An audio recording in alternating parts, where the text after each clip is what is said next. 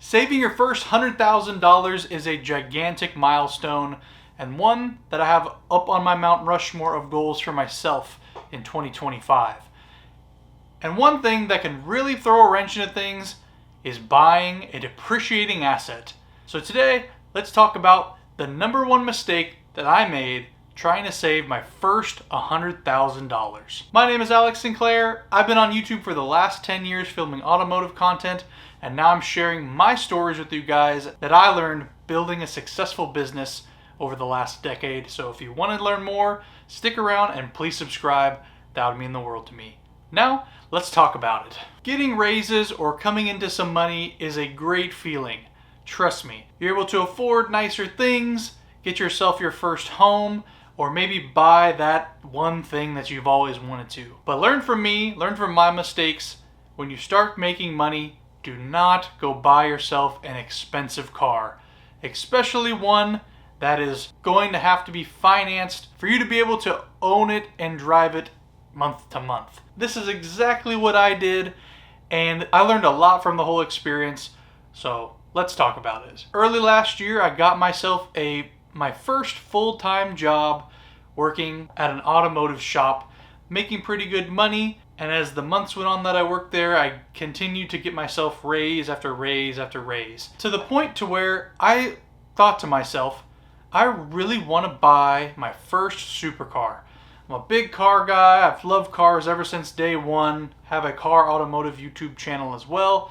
So I think, you know what? I'm making good enough money to where I can afford my home. I can afford a monthly payment that is as much as my mortgage just because my other living expenses are so low. So despite my gut feeling, I went out and I bought myself a 2012 Audi R8 V10. My goodness, at the time when I bought it, I was over the moon excited, not really caring about the payment or the interest rate because I had the new shiny thing that I've always wanted. And little did I know how much this little thing was going to cost me over the next 12 months. But I didn't care at the time, I had the thing. And before we even drove off the lot, I had racked up over $50,000 worth of automotive debt. Isn't that something? And at the time, the interest rate that I received was about a 9%. I know that sounds absolutely crazy. 9% on a supercar that was financed out the butt. But I just wanted to have the thing. So I did whatever it took to get it, even though these decisions were not smart. My payment was right around $1,000 a month, with insurance being about $400 a month. So that brought my grand total with gas to be right around $1,600 a month, making roughly $60,000 a year. Yeah, I don't know how I got approved for that car either.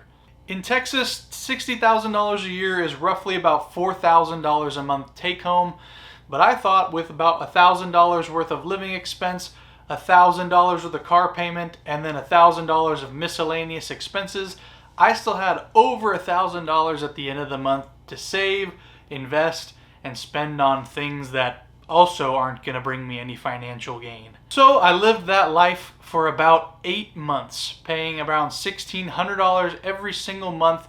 Almost my entire check was going out the door and nothing was going into savings while I was making this amount of money, because I thought it was going to last forever.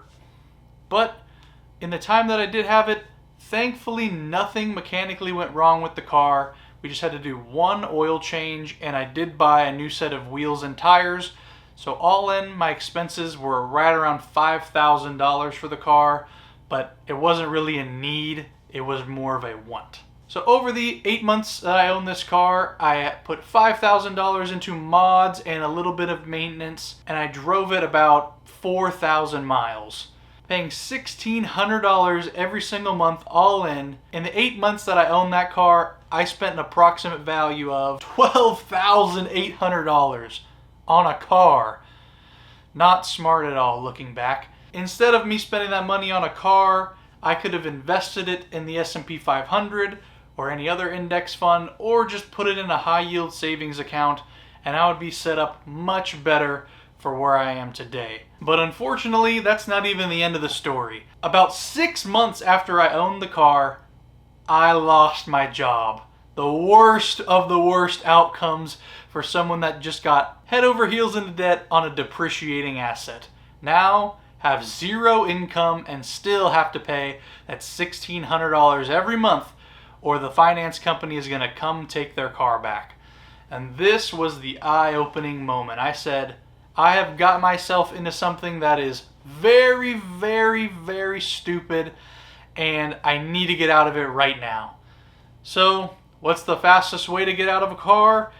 Go to the dealership. And that wasn't the absolute first thing I did. I listed it on Facebook Marketplace, Car Gurus, Auto Trader, all these things, and tried to sell it. No hits on a month of it being on those websites. So I needed the quick money and I went straight to the dealership. And this is where the saddest part of the video happens. I spent $94,000 on the car with about 50% down. So about $45,000 down, including the trade-in that I gave to them, which was my Volkswagen Golf at the time, that they appraised at about $14,500. So all in, it was about $30,000 cash with the car to come up with the down payment. And what did they offer me at the dealership? To get out at that moment, they offered me $80,000 for the car. And at the time, when I first received that offer, I did not like what I heard whatsoever.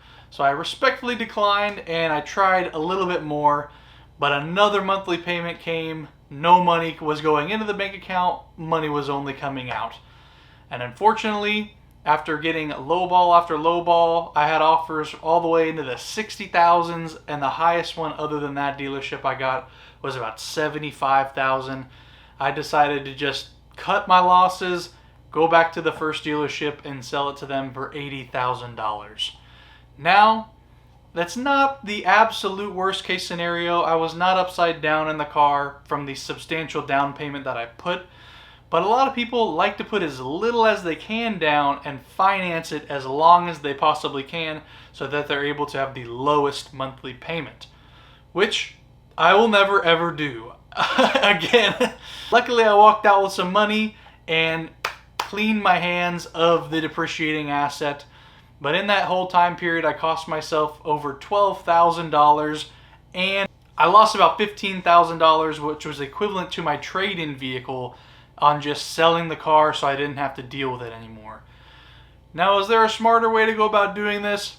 Probably, but this is my first time getting in this situation, and I wouldn't want anybody to have to go through what I went through. So please, please, please, make sure you have enough money in the bank to at least put, I would say, 50% down on the vehicle. So if you do wind up in a worst case scenario, you are able to get out of it without being upside down and ruining the financial future of you and your family. So that was a very expensive lesson I learned when I could have been saving money to get to my first $100,000. So I hope you guys take away something from this video. Please take your time. You do not have to rush out and buy the new shiny thing. And especially right when you get that raise, you have not been making that raise for a long time. So this is not a true level of income. It's only a perceived level of income. And I hope you guys understand and take what I say to heart, or else you could wind up in a very bad financial situation. And if you get your car repoed, that's even worse. You can destroy your credit. Then you won't be able to afford anything if you need to finance stuff in the future. And it's just a whole can of worms that you don't want to even open up. Now, if any professional car buyers are out there and want to enlighten me of how I should have taken this and how I can go about doing this in the future, I still do love cars and would like to own another supercar in the future, but I think the monthly income has to greatly exceed the amount I'm spending and not be like 60-70% of your monthly income going out to your necessity bills. So big loss on the car, and if you're going to leave the video with one thing, please don't let anyone talk you into backing yourself into a financial corner as a means to make more money. That is the stupidest thing I have ever heard in my life, and it doesn't always work out the way that they say that it will. Do not go dig yourself into debt force yourself to make more money, and then you're magically just going to be okay. Come on, that is not realistic. And what happens if you back yourself into that corner and you don't start making more money? Because that's what happened to me, and luckily I set myself up in a way that I could exit the position and not be totally destroyed. But a lot of people leverage way more of their income, way more of their savings, and then get totally wiped out. So please don't take these silly people's advice on the internet. Be smart with your money. Save, don't spend more than you're making, and try your best not to finance a car if you don't absolutely have to, because who in their right mind is lending you money on a depreciating asset? So I hope you guys enjoy. If you want to hear more silly stories from my past mistakes, I have a bunch, and I'm willing to share with you guys. So thank you guys so much for watching. If you liked the video, smash the like button, subscribe if you're new to the channel and want to see more, and I'll see you in the next video.